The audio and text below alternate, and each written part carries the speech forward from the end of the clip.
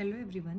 In this video I will explain Order 40 of Civil Procedure Code, that is the procedure related to the appointment, rights, liabilities of receiver. कौन receiver को appoint करेगा, क्या उसके rights होंगे, क्या liability होंगी. Order 40 से PT में कई बार क्वेश्चंस पूछे जाते हैं रिसीवर के अपॉइंटमेंट को लेकर. कोर्ट की क्या अप्रोच होती है, व्हाट इज़ द ऑब्जेक्ट, क्यों रिसीवर का अपॉइंटमेंट होता है, ये इंटरव्यू के लिए काफ़ी इंपॉर्टेंट होता है. कस्टोडी या लीगेस क्या है, इससे रिलेटेड क्वेश्चंस आते हैं. एंड राइट एंड लाइबिलिटी से रिलेटेड भी क्वेश्चन आते हैं. इंटरव्यू में भी रिसीवर से काफ़ी क्वेश्चंस पूछे जाते हैं. आपको एक प्रॉब्लम दी जा सकती है इंटरव्यू में, और इंटरव्यू पैनल आपसे पूछ सकता है कि आप इस सिचुएशन में क्या करेंगे. तो एक मैंने कई बार देखा है लोगों को कन्फ्यूज़न में कमीशन और रिसीवर के. कमीशन ऑर्डर 26 सेक्शन 75 से 78 के बीच में प्रोसीजर है. कमीशन एक पर्टिकुलर ऑब्जेक्ट के लिए, लोकल इंस्पेक्शन के लिए, पार्टीशन के लिए, साइंटिफिक इन्वेस्टिगेशंस के लिए, सेल के लिए मूवेबल प्रॉपर्टी जिसको कि आप प्रिजर्व करके कोर्ट नहीं रख सकती, तो कुछ पर्टिकुलर ऑब्जेक्ट हैं आपको सेक्शन 75 में वो मिलेंगे और ऑर्डर 26 में है, उस पर कमीशन अपॉइंट होता है एक पर्टिकुलर ऑब्जेक्ट के लिए. वो भी कोर्ट का ऑफिसर होता है. उसको अपॉइंट करने के बाद कमीशन जिस ऑब्जेक्ट के लिए अपॉइंट किया उस पर अपनी रिपोर्ट प्रिपेयर करके उस रिपोर्ट को कोर्ट में सबमिट करता है, और वो जो रिपोर्ट होती है वो उस केस का एक डॉक्यूमेंट, एक रिकॉर्ड बन जाती है. तो कमीशन एक पर्टिकुलर ऑब्जेक्ट के लिए होता है, किसी एक काम के लिए. एक काम दे दिया और कमीशन ने वो किया, पार्टीशन वगैरह ये सब. बट रिसीवर अलग चीज़ है. यहाँ पर हम लोग इन डिटेल रिसीवर पढ़ेंगे. कमीशन पर मैं एक नेक्स्ट वीडियो के थ्रू एक्सप्लेन करूँगी. काफ़ी लंबा टॉपिक है, वो भी इंटरव्यू के लिए उतना ही इंपॉर्टेंट है. तो अब आते हैं रिसीवर पर. Receiver order 40. सबसे पहले हमें जानना है रिसीवर क्या होता है, रिसीवर को कौन अपॉइंट करता है, किसके एप्लीकेशन पर. तो receiver is an impartial person appointed by the court. But क्यों, एक इलस्ट्रेशन से समझिए. Suppose a suit has been instituted by mister A against mister B. During the pendency of the suit ऐसी सिचुएशन बनती है, A कहता है कि ये पोजीशन मेरे पास होना चाहिए. ए ने तो सूट ही किया है for the recovery of position. The subject matter of the suit is the recovery of position, और उसने टाइटल भी मांगा है. बट बी उस टाइम पोजीशन में है प्रॉपर्टी के. ए ने सूट किया है, रिकवरी की है, पोजीशन मुझे दिलाई जाए बिकॉज मैं ओनर हूं, और बी ऑलरेडी उस पर पोजीशन में है. तो A want to dispossess Mister B जो डिफेंडेंट है. ए कहता है कि मेरी प्रॉपर्टी है, बी कह रहा है मैं पोजीशन में हूं, मेरी प्रॉपर्टी है. इस सिचुएशन में कोर्ट को लगता है neither A nor B is entitled to hold that particular property. हो सकता है कि प्रॉपर्टी को डेंजर हो सकता है कि प्लेंटिफ कहता है कि डिफेंडेंट में डिस्ट्रॉय, में डिमोलिश सच प्रॉपर्टी. तो अगर कोर्ट को लगता है कि ना तो प्लेंटिफ के कब्जे में ये संपत्ति होनी चाहिए ना तो डिफेंडेंट के, neither A nor B, neither the plaintiff nor the defendant is entitled to hold such property, then in such situation court is entitled to appoint any person as a receiver. Generally वो any person कौन होता है, वो court का कोई officer होगा. Court may appoint such person as receiver. Court may appoint. अब देखिए यहाँ से क्वेश्चन बनते हैं कि whether appointment of receiver can be claimed as a matter of right by the parties. इसका आंसर है नो. जब आप ऑर्डर 40 पढ़ेंगे, ऑर्डर 40 की पहली लाइन है कोर्ट में ऑर्डर में. It means it is not mandatory for the court, और parties can not claim for the appointment of receiver as a matter of right. Rather they can approach, but parties can only make a request for the appointment of receiver, and ultimately it is the discretion of the court. If courts think fit, after examining fact and circumstances of the case, subject matter of the case, and if courts think that it is essential appointment of receiver is essential to secure end of justice and to prevent the end of justice from being defeated, then court may appoint receiver. तो ये आपका हमेशा object देखिए, what is the object behind any section, behind any order. Order 40 का object है just to preserve the property, just to preserve the subject matter of the suit, to maintain the status quo of the property. जैसी property है वो उसका status quo वैसे maintain रहे.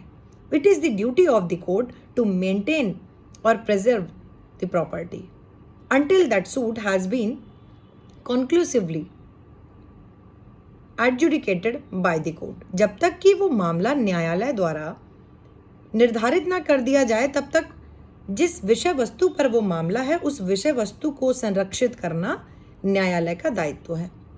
अब देखिए, ऑर्डर 40 जब भी आप पढ़िए हमेशा 94 के साथ पढ़िए. इंजंक्शन जब पढ़िए 94 के साथ पढ़िए. सेक्शन 94 का clause D, supplemental proceedings.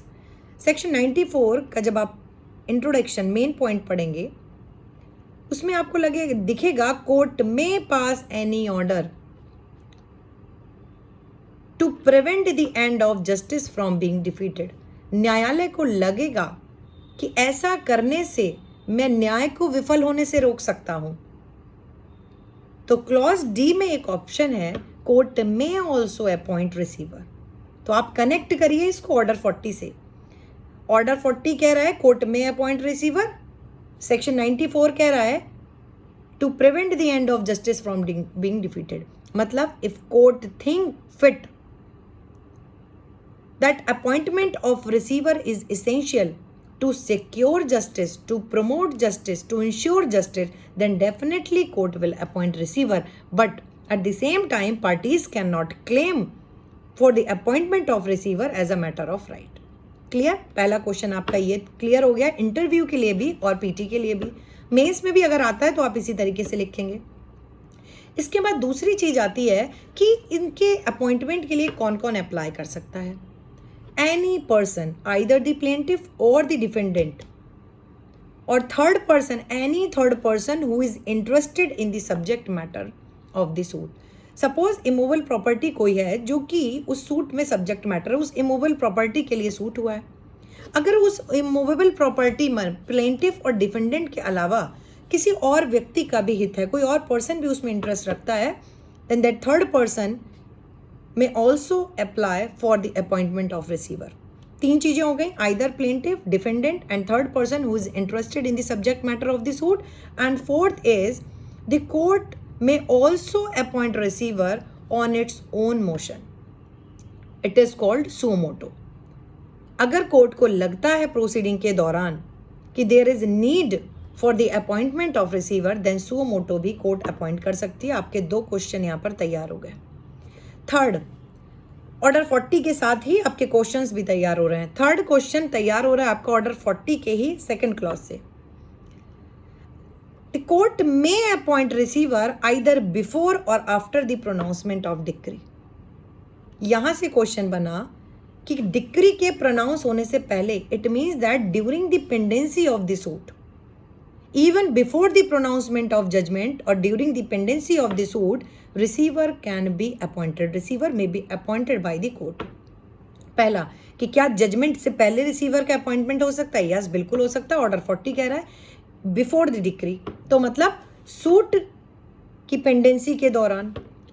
After the decree, वहां पर एक लाइन मिलेगी, receiver may be appointed before और after the decree. After the decree मतलब ऐसा भी हो सकता है कोर्ट ने डिक्री प्रोनाउंस कर दी और डिक्री के प्रोनाउंस होने के बाद, मतलब आपको पता है इसके बाद क्या होगा, या तो अपील होगी या तो एग्जीक्यूशन में जाएगा. तो या तो अपील में हो या एग्जीक्यूशन में हो. रिसीवर में भी, इसका मतलब क्या हुआ, receiver may be appointed during the pendency of the suit, eight the time of appeal and also at the stage of execution. तो सूट, अपील एंड एग्जीक्यूशन तीनों ही सिचुएशन में रिसीवर का अपॉइंटमेंट हो सकता है. आपका ये भी एक क्वेश्चन प्रिपेयर हो गया. इसके बाद आप ऑर्डर 40 देखेंगे, आपको दिखेगा उसमें एक क्लॉज आएगा इसके जस्ट बाद, when ever court pass an order for the appointment of receiver, court will also pass an order for the removal of person who is in possession of property at present। मतलब जिस समय receiver को appoint करने के लिए court ने order किया, उसी टाइम कोर्ट साथ साथ एक ऑर्डर करेगी फॉर द डिस्पोजेशन और for the removal of person who is in possession eight the time of appointment of receiver.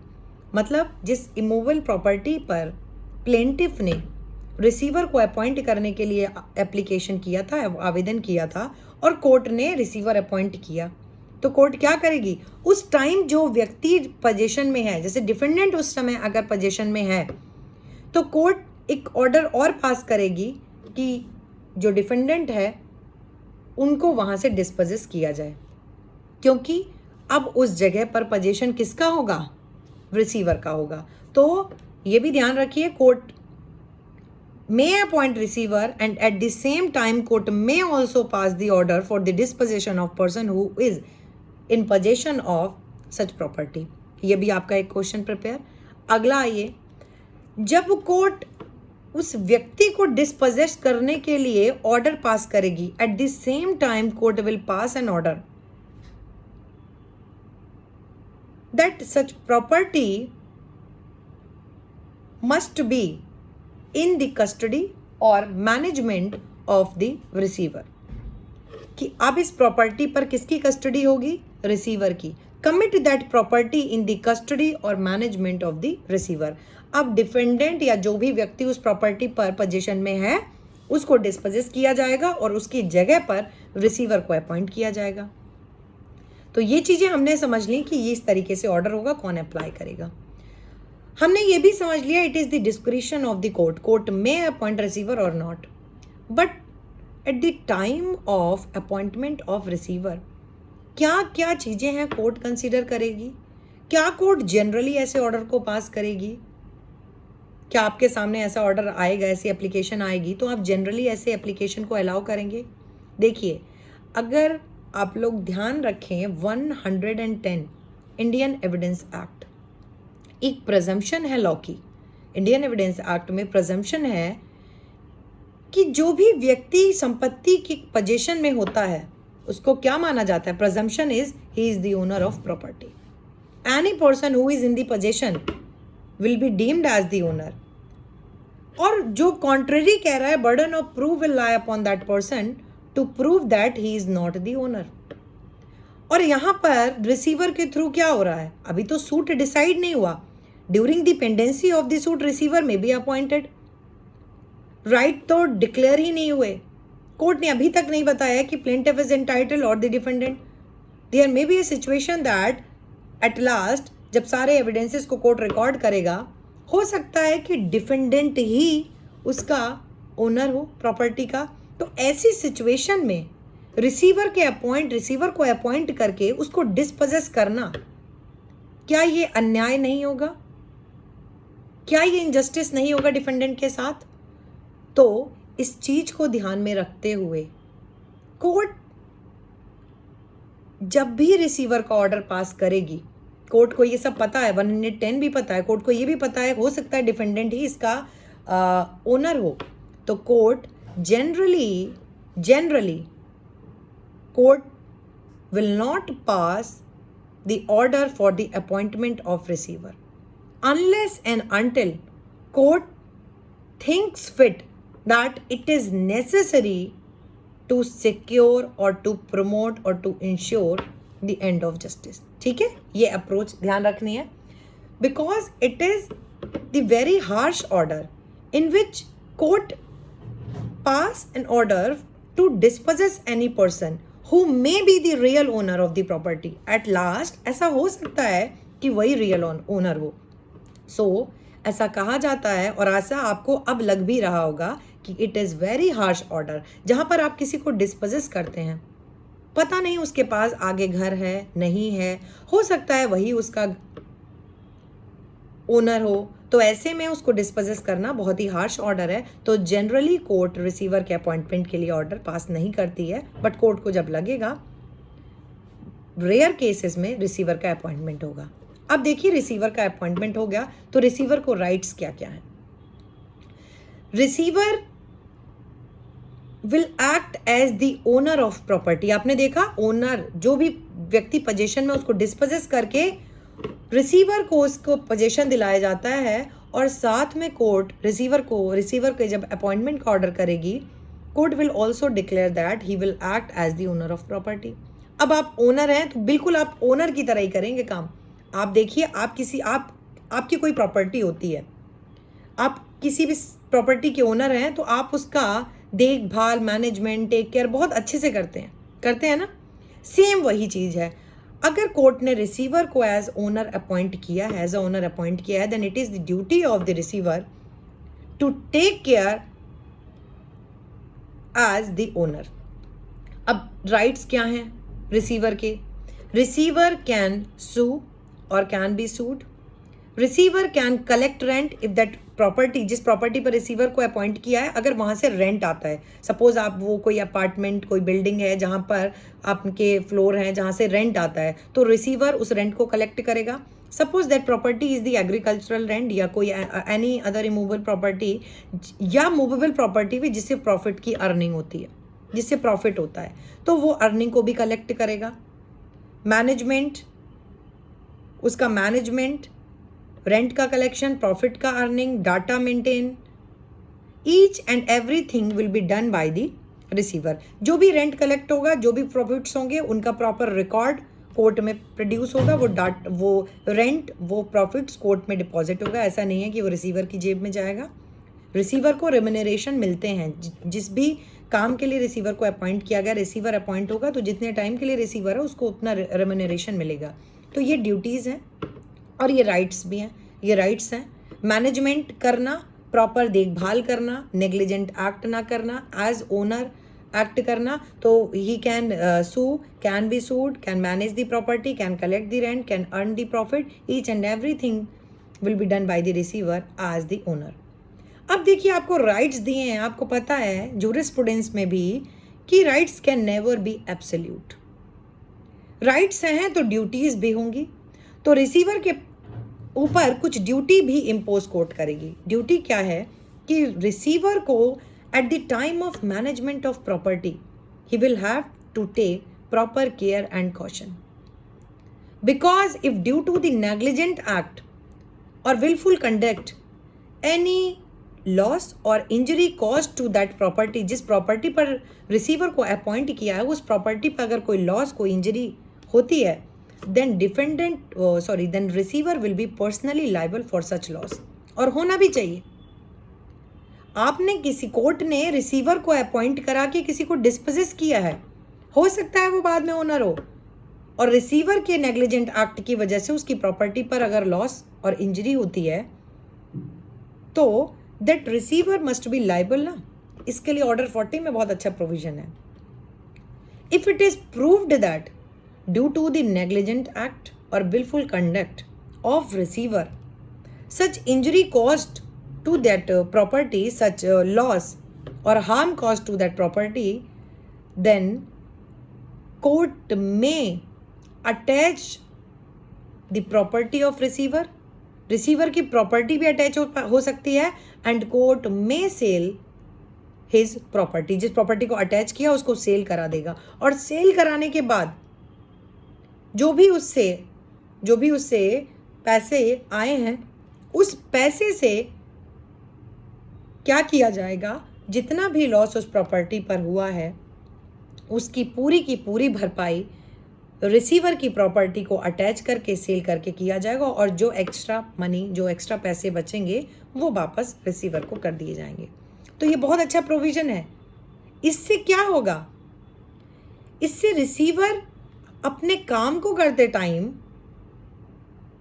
उसके ऊपर एक, कहते हैं ना कि एक अकाउंटेबिलिटी होगी, एक जवाबदेही होगी कि अगर वो नेग्लिजेंट हुआ, सपोज वो प्लेंटिफ से मिल गया और प्लेंटिफ से मिलके उसने इंटेंशनली ऐसा कुछ काम किया जिससे कि वो डिपेंडेंट जिसको कि डिस्पोजेस किया गया उसकी प्रॉपर्टी पर हार्म कॉज किया, क्योंकि प्लेंटिफ को तो पता था कि ये प्रॉपर्टी अल्टीमेटली डिफेंडेंट की है और एट लास्ट डिफेंडेंट को ही मिलेगी। तो अच्छा है कि इस बीच में प्रॉपर्टी को हम कुछ ऐसा लॉस करवा दें कि डिफेंडेंट को कुछ ऐसी इंजरी हो।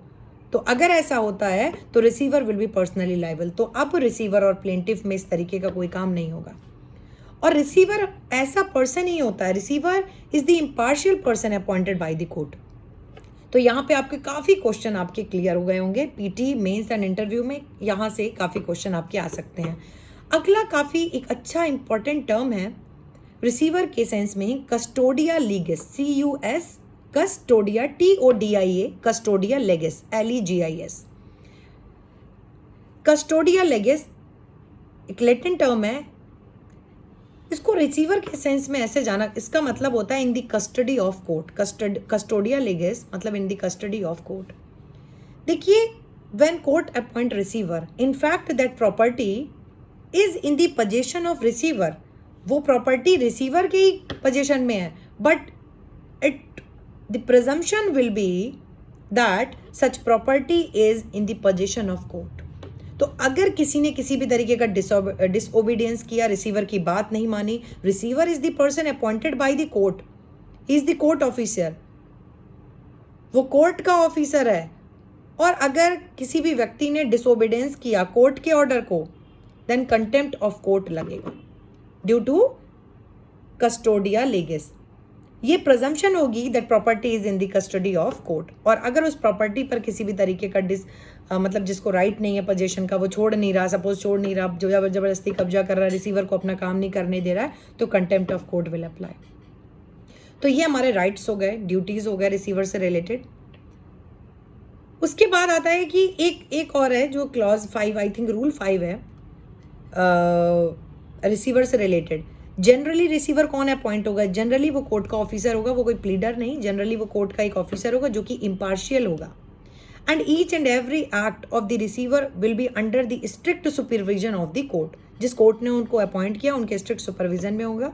साथ में अगर subject matter of the suit is the land, जो कि रेवेन्यू देती है, जिससे कि रेवेन्यू आता है, उस पर रिसीवर कौन अपॉइंट होगा? उस पर कोर्ट का ऑफिसर नहीं होगा, उस पर कलेक्टर जो होते हैं, क्योंकि रेवेन्यू के कलेक्शन का काम उनका ही होता है। तो जो कलेक्टर होंगे उनकी कंसेंट से उनको रिसीवर अपॉइंट किया जा सकता है। तो इट्स ऑल अबाउट रिसीवर। इससे ज़्यादा मुझे नहीं लगता कि आपको रिसीवर पे कौन अपॉइंट कर सकता है, कैसे क्या, what is the object. Object is to preserve the property, to maintain the status quo of the property until the final disposal of the suit. So it is the protective relief. इससे ज़्यादा I don't think कि आपको receiver पर कुछ जानने की ज़रूरत है। आपका कॉन्सेप्ट क्लियर हो गया होगा। रिसीवर पर आपके इंटरव्यू में काफ़ी क्वेश्चंस पूछे जा सकते हैं, तो ध्यान रखिएगा। Thank you so much.